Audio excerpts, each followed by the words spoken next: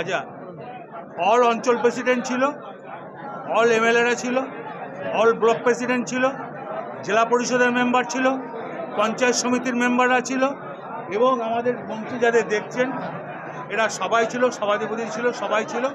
বসে voter list নিয়ে যে আলোচনা 6 দিনের ভেতরে স্ক্রুটিনি করে 8 তারিখে ফের ব্লক প্রেসিডেন্ট আর এমএলএদের ডাকা হলো যে স্ক্রুটিনি করে আমরা কলকাতায় জমা দিয়ে দেবো আছে কি না দেখার জন্য।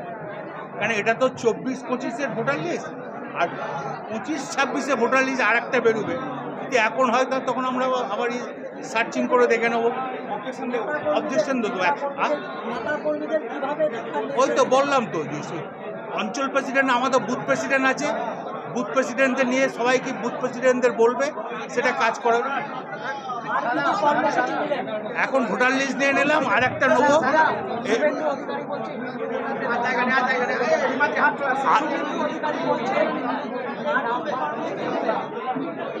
আর একটা কথা বলি, তোমার এইটা করার পর আমরা একটা করেছি, এই যে